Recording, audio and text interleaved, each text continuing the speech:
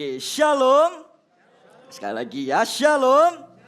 Oke, sungguh sebuah sukacita hari ini saya bisa berada di ibadah umum yang keempat ini. Terima kasih untuk setiap kesempatannya bisa membagikan firman. Saya selalu sukacita karena selalu ada rema dan perkataan Tuhan yang baru untuk terus menguatkan kehidupan kita. Sebelumnya perkenalkan, nama saya Kenny Kusmanto. Biasa saya dipanggil Kenny. Saya hari ini bersama dengan istri saya, Michelle, kami dipercayakan Tuhan untuk memuridkan atau mengembalakan anak-anak muda di gereja ini. Atau kami sering sebut dengan Army of God. Ya, saya mau pakai kesempatan ini juga untuk mendorong bagi Bapak Ibu Saudara yang punya anak-anak kenalan tetangga yang merupakan anak-anak muda, Anda bisa dorong untuk mereka ikut ibadah di hari Sabtu. Karena porsi firman-Nya sudah disesuaikan dengan kebutuhan mereka. Jadi orang tua punya porsi di rumah mengajar keseharian mereka. Gereja juga punya bagian untuk membangun kerohanian mereka. Ya, sepanjang hari ini bisa ditampilkan menu khotbahnya. Ya, saya akan melayani di ibadah 4 dan 5. Tadi sebelum saya ada Pastor Welly yang menyampaikan di ibadah 1, 2, 3. Saya dorong untuk setiap jemaat Tuhan bisa menyaksikan juga nanti di YouTube supaya tidak kelewat satupun firman Tuhan. Ya, ibadah yang keempat ini saya akan pakai judul atau membawakan tema bukan kemunduran tetapi persiapan di ibadah ini. Nanti di ibadah yang kelima saya akan membahas tentang berjalan di tanah yang kokoh. Di dua ibadah ini saya membahas dari kitab Ulangan. Ya, yang ini Ulangan 11. Nanti yang ibadah 5 Ulangan 12. Jadi cuma selisih satu pasal aja. Ya, yang buat yang ibadah 4 ini bukan kemunduran tetapi persiapan. Saudara, pernahkah Anda merasa bahwa dalam kehidupan ini Anda merasa bahwa kehidupan Anda ini terasa seperti stagnasi? Di masa-masa sekarang, di masa-masa mungkin hidup bisa penuh masalah. Di masa-masa sekarang hidup ini rasanya penuh dengan problema, entah itu dari keluarga, entah itu dari lingkungan Anda, entah itu dari pekerjaan Anda. Tiba-tiba hari ini Anda merasa bahwa semua itu penuh dengan permasalahan. Nah, di tengah-tengah permasalahan itu hati menjadi salah satu komponen yang paling utama dari cara kita merespon. Hati itu selalu menjadi yang terutama karena dia punya peranan paling besar. Ketika dilanda masalah, coba tanyakan pada diri sendiri, biasanya bagaimana hati itu merespon pada sebuah keadaan atau masalah. Seringkali kita bisa berpikir begini, Pak, Bu, saya ini sudah rajin sekali berdoa. Saya ini sudah sungguh-sungguh sekali loh ke gereja. Tapi keadaan saya tidak kunjung berubah. Saya merasa saya sudah sangat rajin untuk dekat dengan Tuhan. Tapi keadaan saya begini-begini saja. Nah, di momen itu kadang kita mulai bisa merasa kehidupan kita terasa seperti mundur. Awalnya terasa stagnan. Pekerjaan saya gini-gini aja. Keluarga saya gini-gini aja. Tidak ada yang berubah. Saya dengan anak saya masih kaku-kaku. Saya misalnya dengan orang tua saya juga masih kaku. Tidak ada pembicaraan. Saya dengan pekerjaan juga stagnan gini-gini aja. Anda merasa kehidupan Anda penuh dengan masalah, lalu stagnasi, lalu perlahan mulai mundur. Mundur. Kok yang lain kayaknya bertumbuh lebih cepat, saya kok kayaknya mundur di belakang ya. Kayak setback atau mundur ke belakang. Ada satu ayat firman Tuhan yang hari ini saya berdoa menguatkan Anda. Di Pengkhotbah 3 ayat yang ke-11. Pengkhotbah 3 ayat 11 berkata begini, Ia membuat segala sesuatu indah pada waktu. Ada? Oke, kita baca sama-sama ya. Pengkhotbah 3 ayat 11. 1, 2, 3. Ia membuat segala sesuatu indah pada waktunya. Bahkan ia memberikan kekekalan dalam hati mereka. Tetapi manusia tidak dapat menyelami pekerjaan yang dilakukan Allah dari awal sampai akhir. Saudara, ternyata firman Tuhan berkata, di tengah-tengah kebingungan kehidupan kita, di tengah-tengah kebisingan permasalahan kehidupan kita, Yesus berkata, Ia membuat segala sesuatu indah pada waktunya. Apa yang hari ini kita alami di dalam kehidupan kita, pasti ada maksud dan tujuannya. Yang menarik dari Pengkhotbah 3 ayat 11 ini adalah berkata Ia membuat segala sesuatu indah pada waktunya, tapi N-nya huruf kecil. Seringkali kita berpikir bahwa oh iya, doa tergantung semua waktu Tuhan. Yes, itu betul. Kita nggak bisa paksakan Tuhan masuk game plan kita. Kita yang harus masuk dalam rencana besar Tuhan. Siapa kita mengatur-ngatur Tuhan masuk dalam kehidupan kita?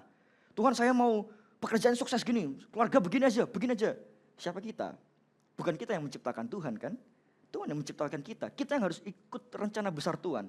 Tapi kenapa Pengkhotbah 3 ayat 11 berkata, Ia atau Bapa di surga membuat segala sesuatu indah pada waktunya, tapi N-nya huruf kecil. Otomatis waktunya, N huruf kecil itu maksudnya waktu kita. Maksudnya apa? Nanti saya jelaskan lebih detail di dalam poin-poin saya. Tetapi begini, kalau Tuhan sudah melakukan semua indah pada waktunya, berarti bagian kita harus mulai percaya kepada Tuhan. Bahwa sebenarnya bahkan dalam masa kesesakan, tetap itu indah di mata Tuhan. Di dalam masa permasalahan, kalau Tuhan sampai sudah izinkan itu terjadi, berarti itu indah di mata Tuhan. Bukan berarti saya bilang begini lalu Tuhan berkata, oh ya sudah karena anak ini, misalnya karena kita semua anak Tuhan, anak ini bandel, disuruh ke gereja nggak mau, ya sudah saya nggak berkati. Oh kalau yang ini rajin berdoa, lalu saya jadi berkati. Apakah Tuhan adalah tipe-tipe yang pilih kasihan? Enggak, semua tetap diberkati. Tapi kalau Tuhan sampai izinkan untuk masalah itu bisa ada dalam kehidupan kita, itu berarti Tuhan punya maksud berbeda. Dan itu indah. Amin. Permasalahan yang kita hadapi hari ini, entah itu keluarga, sakit penyakit termasuk, ataupun kekurangan finansial dan lain sebagainya. Semua itu indah di mata Tuhan. Nah sekarang giliran kita, apakah kita juga bisa melihat bahwa itu indah juga di mata kita? Karena nyanya huruf kecil, yaitu kita. Indah pada waktunya, waktu kita. Bisakah kita melihat bahwa semua permasalahan terjadi indah karena Yesus ada di dalamnya? Apakah kita bisa melihat dan percaya bahwa apapun yang hari ini kita alami, kalau ada Yesus tetap akan indah. Oleh karena itu kita harus mulai percaya bahwa tidak ada kata mundur di hadapan Tuhan. Dalam hidup kita tidak ada kata, wah saya kok rasanya stagnan ya, pasti rasanya mundur ya. Kalau kita sudah mulai berbicara atau berkata, hidup saya mulai stagnan nih Pak, hidup saya sudah mulai mundur. Berarti dari awal Yesus tidak pernah bersama dengan kita. Karena kita bisa merasa stagnan. Tapi kalau Yesus beserta dengan kita dari awal, gak ada yang namanya mundur. Bahkan rasanya ada masalah, tetap kita akan bisa percaya, oh Tuhan sedang siapkan saya untuk suatu besar. Kalau misalnya kita hidup dalam permasalahan gede, contoh, banyak orang menipu kita atau berlaku salah terhadap kita. Bisakah kita melihat cara pandang yang lain? Bahwa oh kalau saya begini saya ditipu, saya disalahkan orang. Memang sakit. Tapi Tuhan ajarkan, persiapkan kita untuk jadi orang yang besar hati. Mudah menolong, mudah mengampuni jangan-jangan. Tuhan mau latih area kelemahan kita. Makanya masalah terjadi. Seringkali begini. Masalah itu terjadi. Masalah ini terjadi, masalah A gitu ya. Apapun hari ini apa yang Anda alami, masalah A. Tuhan izinkan ini terjadi lalu Anda berkata, aduh kok enggak selesai-selesai ya. Enggak selesai. Padahal Tuhan mau mempersiapkan Anda untuk masuk ke level berikutnya. Untuk bisa bertumbuh. Dari orang yang contoh, emosian, jadi orang yang bisa mendengarkan orang lain. Tapi kalau ini enggak pernah settle, tidak pernah selesai. Mungkin kita percaya, oh itu masalah nanti bisa selesai sendirilah, saya enggak harus selesaikan. Oke, kita bergeser ke sini. Tetap masalahnya akan ulang lagi, sama lagi. Loh kok saya emosian lagi ya? Loh kok saya terikat pada kelemahan lagi ya? Tetap judi lagi ya? Kok tetap, maaf ya, tetap main perempuan lagi ya? Kok tetap ngerokok lagi ya? Oke saya mau lepas. Lalu pindah lagi musim hidup berikutnya. Udah mau coba lepas tapi tidak bersama dengan Tuhan. Muncul masalah sama lagi. Dan kita akan terjebak pada lingkaran yang sama terus menerus. Bedanya kenapa? Karena Yesus tidak ada bersama dengan kita. Kita tidak pernah mengundang Tuhan. Oleh karena itu hari ini kita mau belajar. Tidak pernah ada kata mundur dalam kehidupan kita. Amin. Adanya ada persiapan. Dalam masalah pun Tuhan persiapkan kita. Untuk menjadi seseorang yang jauh berkapasitas lebih besar. Ya, langsung saja masuk ke poinnya. Bagaimana Tuhan bekerja di balik proses yang terlihatnya seperti kemunduran. Jadi di tengah-tengah kemunduran sebenarnya Tuhan behind the scenes sedang bekerja sesuatu.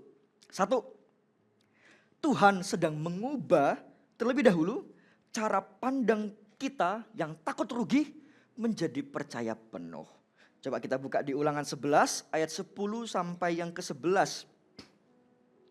Saya bacakan, sebab negeri kemana engkau masuk untuk mendudukinya bukanlah negeri seperti tanah Mesir. Dari mana kamu keluar yang setelah ditabur dengan benih harus kau airi dengan jeripaya seakan-akan kebun sayur. Tetapi negeri kemana kamu pergi untuk mendudukinya ialah negeri yang bergunung-gunung dan berlembah-lembah yang mendapat air sebanyak hujan yang turun dari langit. Saya jelaskan dulu background dari Ulangan pasal yang ke-11 ini. Ulangan 11 ini adalah kisah di mana Musa pada waktu itu berbicara kepada bangsa Israel untuk mempersiapkan mereka masuk kepada tanah perjanjian. Ke tanah perjanjian. Ya, Tuhan meminta untuk bangsa Israel mempersiapkan diri untuk masuk melalui perantara Musa. Nah, Musa itu menekankan kepada kita harus taat sama Tuhan. Sebab negeri yang Tuhan janjikan itu enggak sama dengan Mesir. Beda banget. Mesir itu kita diperbudak, kita diperdaya. Tapi kalau kita masuk ke tanah perjanjian itu tanah di mana kita yang menjadi ownernya. Kita yang memiliki tanah itu. Jadi udah beda. Nah, lawan bicara Musa ketika ia mengucapkan perkataan-perkataan ini, lawan bicaranya adalah pada generasi-generasi Israel yang baru.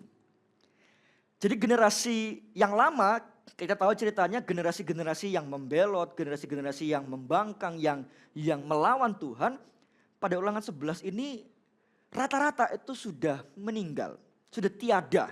Jadi muncullah generasi baru. Nah, generasi baru ini generasi orang-orang yang tidak pernah mengalami bangsa Mesir. Tidak pernah mengalami kesusahan zaman dulu. Mereka lebih pernah mendengar saja ceritanya. Oh, ternyata dulu nenek moyang kita atau pendahulu kita ternyata banyak banget yang kesusahannya, diperbudak di Mesir lalu harus pergi mengembara bersama-sama. Banyak sekali lagi penduduknya, jutaan orang. Mereka hanya mendengar cerita itu, mereka tidak pernah mengalami. Musa itu memberitakan ini kepada generasi baru. Kita harus taat kepada Tuhan. Kita harus sungguh-sungguh. Makanya kalau Ulangan 11 yang ayat ini kalau Anda baca di Alkitab fisik perikop, judul perikopnya adalah ketaatan mendatangkan berkat, ketidaktaatan mendatangkan kutuk. Itu judul perikopnya. Nah, Musa sudah jelas ngomongin soal mereka harus taat. Jadi Musa ngomong itu saja. Waktu saya baca ini saya coba berpikir, masuk ke tanah perjanjian itu butuh peperangan. Memang namanya tanah perjanjian, tapi untuk mereka bisa masuk ke sana, mereka butuh berperang. Butuh untuk bikin strategi. Nah, saya berasa Musa ini harusnya bisa takut. Karena dia pernah gagal dengan generasi sebelumnya. Harusnya Musa itu berpikir tentang strategi masuknya gimana. Betul ya? Kok secara logika kan begitu. Gimana caranya kita bisa masuk ke sana? Oke. Coba kita mungkin mengintai lagi ke sana kah? Atau gimana kah? Oke, bikin strategi ya. Kelompok 100 orang begini, kelompok 10 orang begini. Oke, yang bisa pakai pedang, yang bisa pakai ini dan lain sebagainya. Harusnya kan begitu. Tapi Musa itu menekankan pada bangsa Israel bukan pada strategi tapi malah pada ketaatan. Kenapa? Ketika saya renungkan, Musa itu ternyata sangat tahu bahwa rahasia kemenangan Israel itu bukan terletak pada strategi perangnya. Tapi karena ketaatan. Karena ketaatan itu mereka bisa menang. Karena musuh terbesar Israel itu bukan yang di depan, tapi yang di dalam ternyata. Dan ini bukan hal baru ternyata bagi bangsa Israel. Ini hal yang sudah lama dan berulang. Kita coba lihat sejarahnya. Kenapa kok Musa juga enggak bahas soal, tenang nanti mujizat Tuhan yang menyertai kita masuk ke sana. Kenapa enggak Musa jawab soal mujizat? Tenang aja, karena itu tanah perjanjian, Tuhan adakan mujizat nanti di sana. Nanti kita ke sana, gak usah ngapa-ngapain, beres sudah. Kenapa gak bahas mujizat? Malah bahasnya, ayo taat, ayo kita sungguh-sungguh ya ikut Tuhan. Karena bangsamu tidak seperti bangsa Mesir, beda banget. Loh, bahasnya malah ketaatan. Kenapa? Musa itu harusnya punya ketakutan. Dia berada di dalam musim kehidupan di mana dia menjamani generasi lama yang melawan Tuhan, dan lain sebagainya. Dia juga menjamani sekarang generasi baru yang notabene tidak mengalami kesusahan yang lama. Kenapa kok Musa tuh menekankan ketaatan? Karena kalau dalam sejarahnya kita tahu, mujizat banyak sudah Tuhan lakukan bagi Israel. Betul? Tuhan tuh sudah lakukan banyak sekali mujizat. Apa aja? Membelah laut. Apalagi roti mana. Apalagi tiang awan, tiang api. Banyak sekali Tuhan lakukan. Tapi dalam satu waktu tetap tuh bangsa Israel nyembah lembu emas. Tetap tuh seperti perintah Allah. Kemurahan Tuhan sudah diberikan. Ini supaya kamu mengerti kerinduanku. Tetap tuh dilanggar. Jadi dari sini kita tahu saudara bahwa dalam permasalahan kita, yang Tuhan mau untuk kita fokuskan pertama itu bukan mujizatnya, tapi dalam hatinya dulu. Tidak melulu semua itu bicara tentang, oh saya mau mujizat, saya harus ada mujizat. Waduh saya ini kurang banget di area finansial, saya butuh mujizat. Bukan berarti saya berkata bahwa jangan berharap dengan mujizat setelah ini. Tidak, Tuhan pasti tetap adakan mujizat. Tapi tahu nggak, Tuhan itu, mengapa Tuhan itu tidak sibuk mengubah situasi luar Anda lebih dulu? Ada dari Anda mungkin merasa, saya sudah berdoa, saya sudah ke gereja. Tapi situasi saya yang nampak luar ini, kok nggak pernah berubah ya? Sama aja. Karena Tuhan itu jauh lebih rindu, kepingin jauh lebih sibuk untuk mengubah hati yang ada di dalam Anda. Lebih daripada apa yang di luar Anda. Bangsa Israel, musuh terbesarnya bukan di luar, tapi di dalam. Kita pun sama. Musuh terbesar kita bukan bangsa-bangsa yang di luar. Bukan partner kita. Bukan pekerjaan kita. Tapi apa yang ada di dalam hati kita. Itu yang Tuhan mau ubahkan lebih dulu. Kalau kita cuma ujungnya takut rugi, takut gagal. Kita fokus ke sana terus. Nanti Tuhannya jadi lupa. Nanti kalau kita takut gagal dan beneran gagal. Nanti Tuhannya kita salahkan. Padahal dari awal Tuhan itu lebih cenderung dan lebih fokus untuk mengubah hati kita. Supaya kalau misalnya masalah tetap bisa terjadi, hati kita tetap bisa benar meresponinya. Makanya hati yang di dalam ini yang Tuhan tuh pengen ubah dulu. Kita harus bisa mulai mengerti. Kalau kita mulai diperhadapkan dengan masalah, ada yang namanya, masalah itu kan terjadi karena ada penyebab. Betul ya? Kan ada penyebab, maka akan ada akibat. Ada penyebab karena apa? Jadinya begini. Sebab apa? Karena begini. Ya, permasalahan itu pasti begitu. Nah, seringkali kita itu fokusnya hanya kepada akibat tapi tidak pernah fokus pada penyebab. Saya kasih contoh. Misalnya saya atau ada dari kita punya masalah misalnya finansial. Orang kalau sudah fokusnya finansial pasti uang di dalam pikirannya. Sudah pasti, karena kebutuhan. Semuanya serba uang. Saya kerja, alasannya demi anak, demi keluarga. Ya bekerja keras itu harus, yes. Tapi kalau terlalu ekstrim maka itu jadi mamon juga. Fokus ke sana terus. Satu hari Anda misalnya tidak punya cukup uang. Keluarga Anda butuh sekali uang. Misalnya Anda misalnya seorang anak, orang tua Anda butuh. Kalau Anda sudah menikah misalnya istri Anda, anak Anda butuh sekali kebutuhan banyak sekali tapi uangnya tidak ada. Gimana caranya ya? Kalau Tuhan tidak pernah beserta di hati, pasti kita akan meresponnya salah. Respon kita pasti mikirnya, saya harus cara cepat dapat uang gimana? Mungkin carinya ke main-main uang gak jelas, main judi, lalu terakhir kita akan merasa bahwa oh berkat saya sumbernya dari judi. Permainan uang. Kalau judi Kusmanto beda lagi. Gitu. Kalau judi Kusmanto ya bisa membimbing dan memuridkan kita untuk mengenal Tuhan. Tapi kalau yang permainan uang itu loh. Permainan uang itu loh. Fokusnya ke sana. Nanti coba lihat ya. Kalau kita fokus cuma ke akibat. Satu kali kita misalnya main. Saya nggak tahu ya bahasanya lah ya saham apa dan segala macam. Kita main itu. Lalu kita gagal. Nanti coba, yang disalahkan apa? Analisa saya salah ini. Salah nih kayaknya. Kok bisa gagal ya? Atau main gitu ya. Oh, kok salah ya? Anda fokus hanya pada akibat. Padahal Anda tidak pernah sadar, kita nggak pernah sadar bahwa itu dosa juga. Fokusnya cuma pada akibat. Aduh, gagal nih aku. Orang kalau sudah soal uang ya, gagal itu kayak iblis tuh kayak kasih rantai kita nggak bisa lepas, kecanduan, naruh lagi. Pasti naruh lagi, terusan. Dan fokusnya, waduh, kalau gitu saya cara mainnya berbeda ya. Harusnya, aduh salah ini. Atau contohnya yang lain ya, itu finansial contoh. Atau misalnya soal anak, aduh anakku ini kok gak kayak anak-anak lain ya. Anak yang lain tuh ramah, bisa bicara, anakku kok diem aja main HP, gak mau sosialisasi. Wah ini pasti anaknya nih yang kecanduan terus main HP nih, pasti gara-gara itu dia gak mau sosialisasi atau gak mau berteman, contoh begitu. Kita fokus pada akibat, tapi kita tidak pernah berani mengumumkan penyebabnya. Contoh kalau misalnya tadi yang finansial. Anda sampai kalau bisa masuk terjerat dalam hal itu, Anda harus berani berkata penyebabnya karena dari awal saya tidak pernah bertanya sama Tuhan. Atau dari awal saya tidak pernah mendengar kata Roh Kudus. Anda harus berani. Tidak bisa tidak berani. Kalau Anda terus-terusan menyalahkan hanya pada akibat, analisa saya kurang, anak saya yang kurang. Tidak akan ada yang berubah, percayalah. Anda akan semakin kecanduan, Anda akan semakin menyalahkan.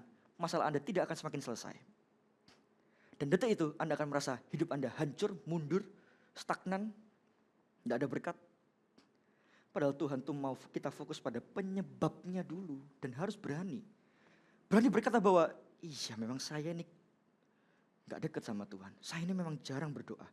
Dan setelah itu buatlah keputusan untuk sungguh-sungguh berubah. Jangan hari ini kita pintar dalam menganalisa tapi tidak pintar dalam bertindak. Karena Tuhan kepingin sekali, rindu sekali untuk lebih banyak bekerja dalam hati. Lebih dulu daripada keadaan kita. Percayalah kalau hati itu benar, keadaan pasti benar. Karena apa yang dari dalam terpancar nanti berdampak keluar, udah pasti. Tapi kalau yang dalam hati sudah busuk, sudah salah, nanti ke depan, ke luarnya pasti salah juga. Oleh karena itu Tuhan lebih rindu supaya hari ini mengubah cara pandang kita. Jangan lagi takut pada akibat, alias takut rugi, takut gagal. Jangan fokus itu. Fokuslah pada penyebab. Kemungkinan saya ini kurang percaya sama Tuhan. Fokuslah pada itu. Bangun iman kita kepada Tuhan.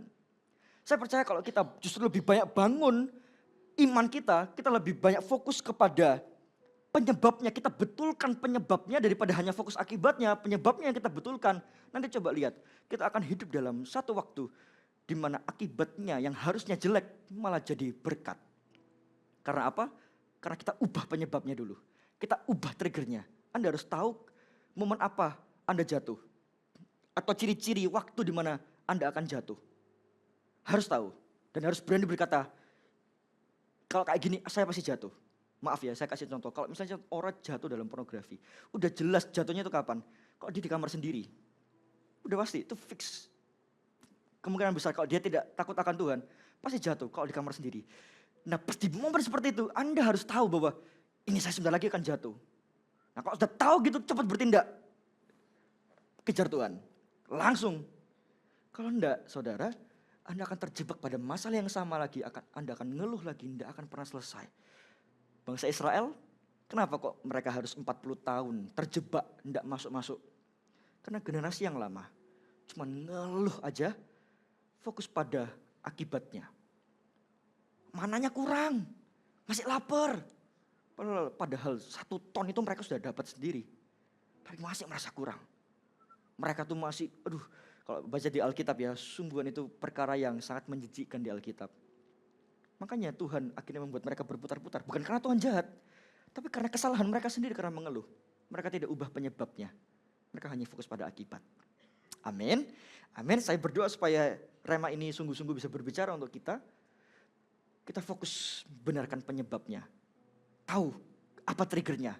Berani berkata, ya saya salah, saya jauh dari Tuhan. Saya mau berubah dari hari ini sampai selama-lamanya. Saya mau berubah, saya mau sungguh-sungguh dengan Tuhan. Amin. Amin. Amin. Yang percaya kasih tepuk tangan buat Tuhan kita. Yang kedua, bagaimana Tuhan bekerja di balik proses kehidupan kita yang terlihat sepertinya kemunduran. Yang kedua, Tuhan mencukupkan kebutuhan kita menurut standarnya. Standar Tuhan. Ulangan 11 ayat 13 sampai 16.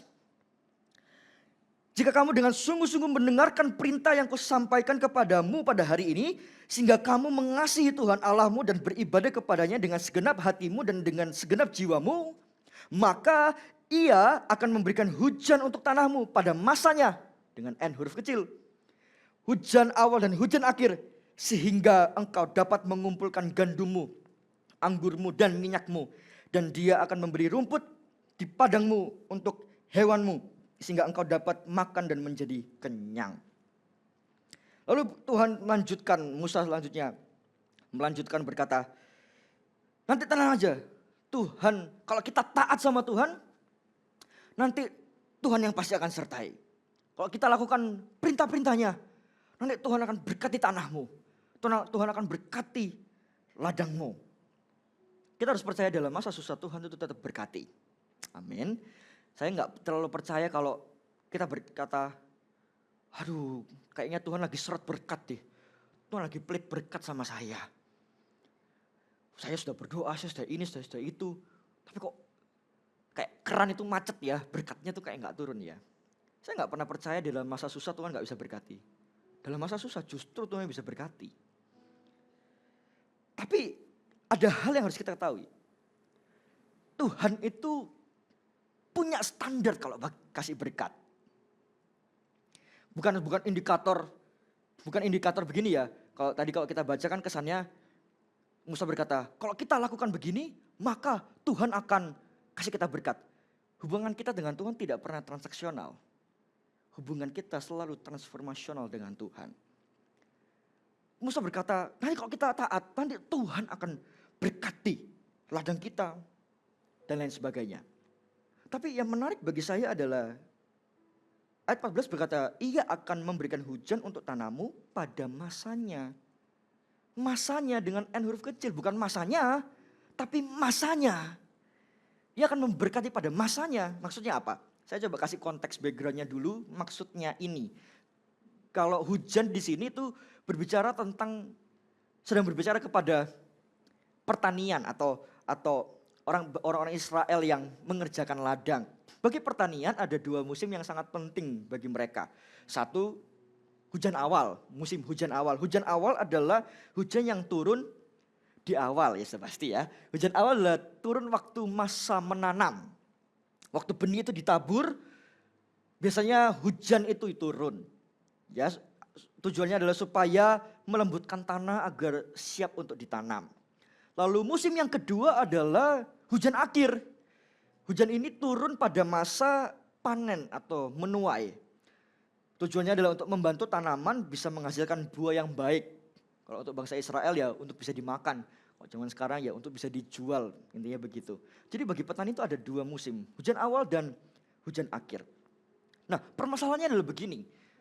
Kalau hujan itu datang terlalu cepat, maka yang terjadi adalah tanah itu terlalu basah untuk diolah. Mau nanam nih, udah hujan, udah telat. Terlalu basah, tidak bisa diolah, tidak bisa ditanam.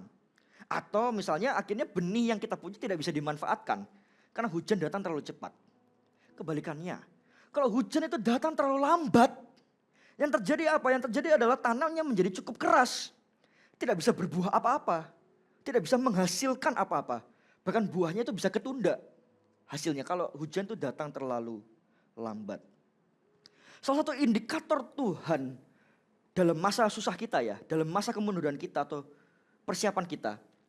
Indikator atau salah satu standar yang Tuhan punya untuk memberkati kita itu bukan hanya ngomongin soal materinya. Tapi Tuhan tuh punya standar atau kalau bahasa sekarang tuh ada SOP. Standarnya itu timing. Tuhan tuh punya standar kalau ngasih berkat itu harus cross check sama timing. Sama seperti tanah ini. Tanah ini tidak bisa dikasih hujan terlalu cepat. Kalau kasih hujan terlalu cepat nanti tanahnya tidak bisa berbuah apa-apa. Tapi kalau terlalu lambat nanti tanahnya juga nggak bisa diolah, sama aja. Tuhan berkata, Ia tadi di ayat yang tadi kita baca, Ia akan memberikan hujan untuk tanahmu pada masanya. Pada masanya ini masa siapa? Masa tanahnya. Jadi ada waktu di mana Tuhan tuh pasti berkati kita. Tuhan contoh misalnya, tanah kita kelola tanah, petani kelola tanah. Tuhan tahu nih, oke sudah ditanam, oke saya kasih hujan. Oke, udah cukup waktunya, oke saya kasih hujan akhir. Lalu akan bertumbuh. Tuhan tuh berkata, pada masanya. Ya kalau memang tanahnya sudah siap, ya tak kasih hujannya. Kalau tanahnya sudah ready, sudah oke, tak kasih hujan awalnya, saya kasih juga hujan akhirnya. Sesuai pada masanya, kalau tanahnya siap. Kalau tanah hati kita siap, pasti diberkati. Amin. Kalau tanah hatinya itu benar terlebih dahulu, itu berarti sudah match standar Tuhan, timingnya. Oke ini tepat, saya kasih. Pasti. Nggak mungkin Tuhan itu berlaku curang, kita sudah benar-benar ya hidup sungguh-sungguh dengan Tuhan. Lalu Tuhan, aduh gak usah diberkati. Kalau Tuhan sampai menunda berkat itu pun ada sesuatu. Ada hal yang memang sudah Tuhan lakukan khusus untuk kita dan itu indah pada waktunya kata pengkhotbah tadi. Jadi kalau misal tanah hati kita sudah siap, hujan itu pasti diberikan untuk kita. Nah masalahnya dalam masa-masa kemunduran kita, dalam masa-masa kita stagnan dalam masalah hari ini, apakah tanah hati kita didapati sudah siap belum? Karena kalau kita diberkati sebelum tanah hati kita siap, maka yang terjadi kita taking advantage dari berkatnya. Saya kepingin Tuhan bisa berkati keluarga saya, Tuhan bisa berkati finansial, istri saya, suami saya, anak-anak saya. Tapi kita gak ready. Tiba-tiba misalnya aja Tuhan kasih, Tuhan kasih. Kita gak ready sama kekayaan tiba-tiba, berkat tiba-tiba. Oh langsung karena kita gak siap. Oh pasti kita akan, belanja inilah, kalap. Bahasa Jawanya, ya bahasa Jawa itu ya. Kalap, beli inilah. Hilang lagi, ngomel lagi. Karena tanah hatinya gak pernah siap. Jadi Tuhan tuh selalu punya standar. Kalau mau tahu rahasia standar Tuhan kasih berkat, lihat tanah hatinya. Tapi saya tidak menitik beratkan pada berkat. Saya menitik beratkan pada hatinya dulu. Karena hujan itu diturunkan, lihat tanah. Lihat tanah. Kalau tanah itu murni, tanah itu jujur, terus pasti Tuhan kasih. Tapi kalau tanah itu tidak pernah murni, tidak pernah jujur di hadapan Tuhan, pasti Tuhan akan tunda dulu. Merasa ini tanah butuh lebih lama waktu untuk tumbuh buah. Nanti aja gak apa-apa. Kalau saya kasih sekarang, tanahnya terlalu basah, gak bisa diolah. Tuhan selalu punya timing dalam kehidupan kita. Makanya jangan pernah salahkan timing Tuhan. Jangan pernah salahkan kapan atau jangan pernah mempertanyakan juga. Kapan sih Tuhan berkati saya? Saya sudah baik terus sama Tuhan, Tuhan gak berkati saya. Loh, kalau kita cinta dengan Tuhan, apakah kita cinta pribadinya, apakah kita cinta berkatnya? Saya hari ini pegang prinsip. Saya bukan berarti saya menolak berkat Tuhan ya. Saya tentu berdoa supaya Tuhan terus berkati kehidupan saya dan keluarga saya. Tapi hari ini saya sebagai seorang hamba Tuhan, saya punya prinsip, kalaupun hari ini Tuhan tidak pernah atau Tuhan belum berkati hidup saya nggak apa-apa. Saya tetap akan layani Tuhan. Waktu saya masuk gereja sebagai seorang full timer, ada satu pertanyaan interview yang dilontarkan kepada saya. Oh ini kalau ada yang mau masuk full timer jadi ketahuan nih. Ini biasanya pertanyaan HC ya. HC apa? Human capital gitu ya. HC tanya. Saya waktu itu ditanya begini. Kenny, kalau misalnya 10 tahun dari hari ini gereja bangkrut. Atau intinya gereja tidak bisa menyediakan apa-apa untuk para full timer atau para hamba Tuhannya. Tapi justru kamu yang harus bayar harga bagi gereja. Kamu gimana? Saya harus berpikir logis, tapi saya juga harus berpikir secara rohani. Saya tidak bisa jawab serta-merta, enggak apa-apa. Saya bisa. Oh gereja butuh. Oh tidak gereja lagi mengalami kesusahan, enggak apa-apa. Saya tetap layani. Berarti saya enggak mikirin keluarga saya. Tapi kalau saya juga mikir, aduh gimana ya, enggak. Ya saya enggak mikirin Tuhan, jadi bingung. Pilih yang mana? Lalu saya coba untuk tenangkan, lalu saya cross check prinsip yang saya pegang. Lalu saya jawab begini. Saya jawab, waktu itu yang tanya seorang full timer laki-laki. Ya, selama kalau visi gereja tidak pernah berubah, apapun keadaan gerejanya saya tetap ikut. Kalau rencana Tuhan terhadap gerejanya tidak pernah berubah, saya mau join. Saya tetap akan jalan. Karena saya kesini ngikut visi. Kalau kita ngikuti visi dengan jelas, pasti provisi datang sendiri. Pasti ikut sendiri, saya jawab kalau visi. Tapi kalau visi gerejanya mudar, tiba-tiba misalnya contoh, tiba-tiba gereja ini mengokekan LGBT. Saya pasti akan go. Saya tidak akan dukung visi kayak gitu. Tapi kalau gereja ini masih stay di dalam visi Tuhan, masih mendirikan 1000 gereja yang lokal yang kuat dengan 1 juta murid, dengan amanat agung sebagai misinya, saya tetap jalan. Walaupun gereja kekurangan, enggak masalah. Saya percaya provisi itu datang karena visi yang kita ikuti. Saya jalan. Jadi kalau hari ini Tuhan tidak berkati kita, ya enggak apa-apa. Selama hari ini kita taat mengikuti Tuhan, makanya yang Musa tekankan itu pada ketaatan, bukan pada berkat. Berkat itu pasti datang sendiri. Amin. Asalkan tanah hati itu benar. Nanti coba lihatlah. Tuhan akan lakukan bagiannya. Kita gak akan sadar tiba-tiba. Kok keluargaku tetap bisa makan ya? Kok anakku tetap bisa sekolah ya? Kok pekerjaanku ya mungkin gak terlalu segede yang lain sih Mas Ian. Tapi kok ya tetap masih bisa jalan ya. Tetap bisa dapat gaji ya. Tetap bisa memberikan gaji ya. Semua akan dijaga oleh Tuhan. Amin. Oleh karena itu tanah hatinya harus benar dulu di hadapan Tuhan. Amin. Itu yang kedua. Lalu yang terakhir, yang ketiga. Bagaimana Tuhan bekerja di balik proses yang terlihat seperti kemunduran. Yang ketiga adalah Tuhan memberikan kemenangan melalui setiap ketaatan. Ulangan 11 ayat 22 sampai yang ke-25. Sebab jika kamu sungguh-sungguh berpegang pada perintah yang kusampaikan kepadamu untuk dilakukan dengan mengasihi Tuhan Allahmu dengan hidup menurut segala jalan yang ditunjukkan dan dengan berpaut padanya, maka Tuhan akan menghalau segala bangsa ini dari hadapanmu sehingga kamu menduduki daerah bangsa-bangsa yang lebih besar dan lebih kuat daripadamu. Setiap tempat yang diinjak oleh telapak kakimu, kamulah yang akan memilikinya. Mulai dari padang gurun sampai gunung Libanon, dan dari sungai itu yakni sungai Efrat sampai laut sebelah barat akan menjadi daerahmu. Tidak ada yang akan dapat bertahan menghadapi kamu. Tuhan Allahmu akan membuat seluruh negeri yang kau injak itu menjadi gemetar dan takut kepadamu seperti yang dijanjikan Tuhan kepadamu. Jadi terakhir Musa itu berkata, tidak usah takut, tidak usah takut. Kalau kita berpegang pada ketetapannya, nanti Tuhan yang akan sendiri menghalau bangsa itu. Kita akan bisa masuk dengan mudah. Lagi-lagi tapi kalau saya baca, selalu kita harus lakukan sesuatu baru Tuhan kerjakan sesuatu. Nah kalau kita baca Alkitab, kita jangan pernah terlalu literal untuk mengartikan. Kalau kita terlalu literal nanti kita merasa begini. Wah ikut Tuhan tuh kok susah ya. Harus ngerjakan sesuatu dulu baru saya diberkati. Loh kalau saya gak ngerjakan ini, saya gak diberkati. Apa bedanya atasan dengan karyawan? Kesannya seperti saya harus bekerja dulu baru saya dikasih gaji. Kalau saya gak kerja, saya gak dikasih gaji.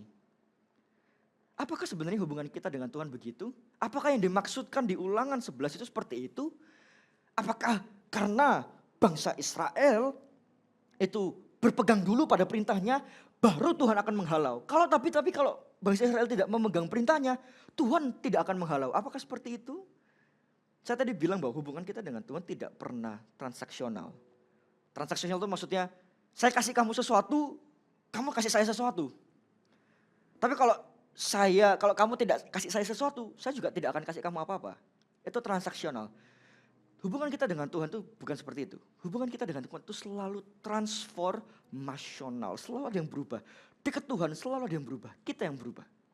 Saya kasih ilustrasi untuk bisa mengerti maksud ini. Contoh, ada anak kecil.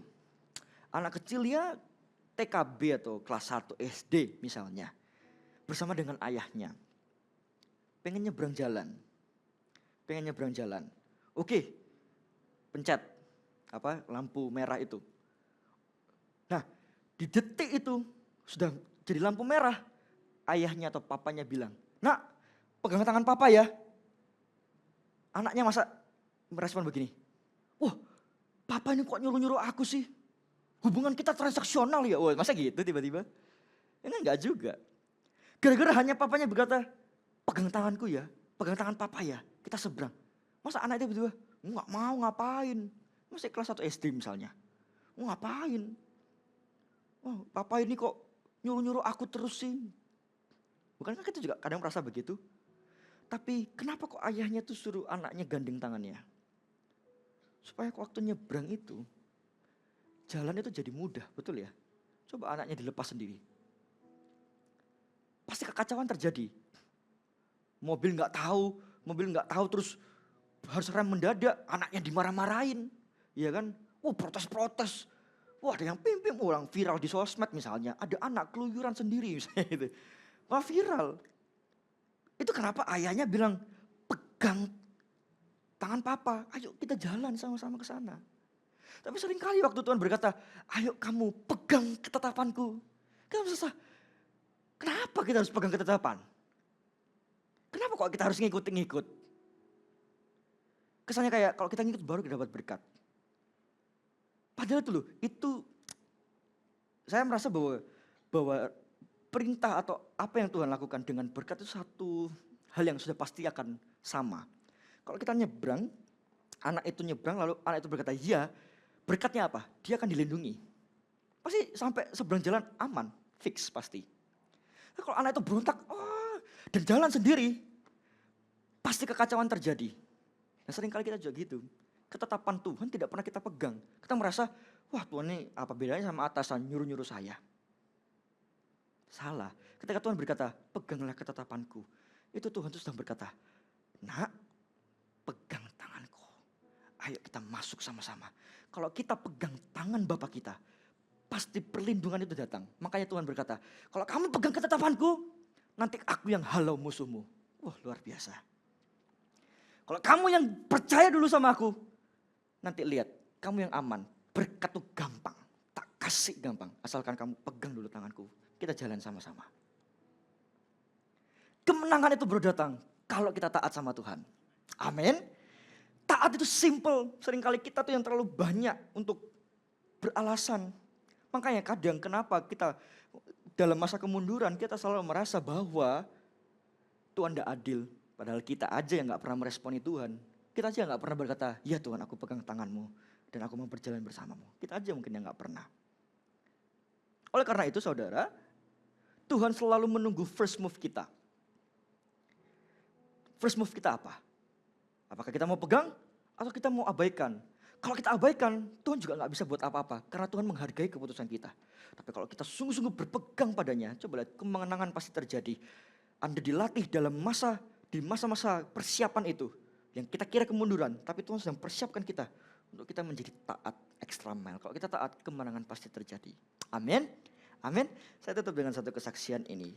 Beberapa tahun yang lalu saya pernah memuridkan. Ini anak AUG ya, jadi masih kuliah waktu itu. Udah lama sekali. Satu anak AUG. Dia anak yang sangat-sangat rajin sekali ke gereja. Aktif sekali. Ya, waktu itu kami ibadah hari Sabtu. Ibadah kita, saya lupa ibadahnya jam berapa ya. Jam 6. Jam 6 sampai setengah 8, kadang jam 8, jadi cukup malam. Nah kita tuh punya kebiasaan kalau selesai ibadah, anak-anak muda tuh suka nongkrong lah. Atau suka fellowship. Jadi waktu itu karena gerejanya di mall seperti ini, selesai dari ibadah kita turun ke bawah, cari makan di mall itu. Cari makan, nongkrong, ngobrol, terus oke. Kadang saya jam 9 saya sudah bilang, ayo pulang. Karena beberapa anak kuliahnya di situ ada yang memang asli kota itu, bukan merantau. Jadi masih ditunggu orang tuanya. Jadi saya suruh, oke, ayo pulang dulu. Oh nggak apa-apa kok, kita sini. Enggak, saya punya peraturan. Pokoknya jam 9 harus go. Termasuk yang merantau. Wis, nanti orang tuamu telepon, gimana kan? Oke, pulang dulu. Satu kali, beberapa saat kemudian, ada satu orang tua telepon saya atau beritahu saya. Kenny ini CGL-nya ya? Waktu saya CGL. ini CGL-nya anak ini ya, anak ibunya, anak bapaknya. Iya, kenapa ya Pak? Itu kenapa anak saya kok kalau dari AUG selalu pulangnya malam terus ya? Itu bisa sampai rumah saya itu jam 11, jam 12, itu anaknya ngapain aja ya? Saya, hah? Karena saya punya peraturan jam 9 harus pulang. Dan berarti kalau pulangnya sampai rumah jam 11, jam 12, ya berarti kan nyelonong lagi. Sudah selesai, pergi lagi. Justru saya nggak tahu waktu itu. Saya coba cross check dulu ke anaknya ya Pak, karena memang saya minta jam 9 sudah pulang. Saya coba tanyakan dulu. Ya coba ditanya. Oke.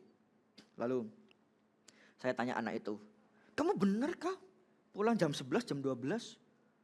Kamu emang kemana setelah kita fellowship itu tadi? Oh iya kok. Aku habis fellowship itu kita pergi lagi kok. Dengan anak-anak CG yang masih sisa. Kita pergi lagi ke salah satu restoran fast food yang 24 jam. Kita pergi ke sana kok. Ngapain kamu fast food lagi? Berita Injil kok. Wes, keren banget alasannya. Anak muda, rohani sekali. Ngalah-ngalahin saya. Hah, berita Injil maksudnya? Iya kok. Kan ada tuh di CG ya. Kan ada VIP, ada member-member baru kok. Jadi kita ajak kok ke sana. Lalu kita sharing-sharing lah kok kehidupan dan sebagainya. Anak ini waktu itu saya naikkan jadi seorang sponsor karena hatinya. Saya naikkan sponsor. Jadi dia tambah semangat. Iya kata Tuhan tuh mau kita untuk taat sama Tuhan, dan lain sebagainya. Terus saya, kamu 2 jam ekstra lagi sampai jam 11 hanya untuk ngomong ini. Saya bukan meremehkan itu ya. Iya kok. Terus saya tanya, kamu masih ingat nggak alasan pertamamu hari itu kenapa kamu mau jadi seorang pemimpin, seorang sponsor?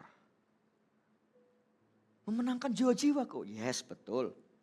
Ada satu alasan lagi kamu lupa apa? Menangin orang tuaku. Jadi ceritanya orang tuanya itu tidak pernah ke gereja, jarang ke gereja. Menangin orang tuaku. Oke, sekarang aku tanya, kalau kamu sekarang pulang malam terus dari AOG, kamu pulang malam terus jam 11, jam 12 dan jelas-jelas orang tua mau marah kalau kamu pulang malam. Kira-kira aja, orang tuamu punya pandangan bagus atau buruk terhadap gereja? Buruk kok. Nah, tapi dia beralasan, tapi kan kok, saya kan memberitakan Injil. Ini namanya dia bohong, bukan bohong ya, dia licik di atas kebenaran, nggak boleh. Mengatasnamakan itu tapi nggak taat sebenarnya. Tapi kan aku sedang menjangkau jiwa-jiwa kok. Keluargamu itu jiwa-jiwa pertamamu. Percayalah, kalau Tuhan sudah taruh kamu di keluarga itu dan keluargamu memang belum terima Tuhan, maka Tuhan percaya sama kamu untuk menangkan mereka. Dia diem. Oke. Terus aku harus gimana aku? Ya sudah gini aja.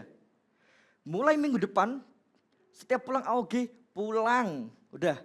Loh, kan masih mau fellowship kok. Ngobrol, menginjilnya gimana kok? Pulang. Percayalah mereka pasti bertobat kok. Tuhan pasti bekerja banyak kalau hatimu baik. Kalau kamu taat pasti mereka bertobat lah, percayalah gitu. Gitu ya kok, oke. Minggu depan ya. Dia sudah mau siap-siap mau fellowship. Mau selesai AOG, turun. Ayo kita makan. Saya sudah kode mata. Mau kemana? Mau jalan-jalan, mau fellowship. Pulang saya. Pulang sudah. Enggak mau kok, enggak mau. Ya udahlah pulang itu ya. Ayo ya dada semuanya pulang. Dia lakukan itu tiap minggu. Tiap minggu. Taat. Sakit sih, sakit sungguhan. Makanya Tuhan berkata, jalan sempit, jalan lebar mana yang kau pilih? Jalan sempit itu lebih susah, tapi ujungnya adalah kekekalan. Jalan lebar ujungnya kebinasaan. Taat kayak jalan sempit, susah dia. Maunya sama menjangkau, dia maunya melakukan ini. Nggak bisa karena orang tuanya. Oke, pulang dulu. Tahu nggak satu kali, tiba-tiba. Saya waktu itu pelayanan sebagai PAW, saya main drum waktu itu. Satu hari Minggu saya tiba-tiba lihat orang tuanya datang ke gereja. Saya pernah tahu orang tuanya karena kita pernah CG di rumahnya. Loh, saya chat anaknya. Ini orang tuamu datang ke gereja ya? Iya aku. Puji Tuhan hari ini baru pertama kali loh kau datang ke gereja. Oh iya, wah puji Tuhan ya. Iya kok, dia sampai terharu dan sebagainya. Tahu nggak terakhir sebelum saya pindah ke Balikpapan 1 tahun yang lalu kalau nggak salah. Saya dapat kabar, nggak salah ya, bahkan orang tuanya sudah dipakai Tuhan hari ini melayani sebagai seorang CGL. Kasih tepuk tangan buat Tuhan. Kemenangan. Karena apa? Karena ketaatan. Saudara, ketaatan tidak pernah membawa kita pada kesia-siaan. Kalau hati kita bisa diubah lebih dulu, maka berkat itu pasti mengikuti. Kemenangan itu pasti mengikuti. Apa yang kita mundur, sebenarnya Tuhan untuk persiapkan kita untuk jauh lebih besar. Anak itu tidak pernah tahu Tuhan persiapkan dia untuk dia menangkan keluarganya. Ketika dia taat, keluarganya menang. Ketika dia taat, Tuhan berkati keluarganya. Tuhan juga akan berkati kita selama kita taat. Amin. Yang percaya kasih tepuk tangan untuk Tuhan. Mari kita bangkit berdiri bersama-sama. Haleluya.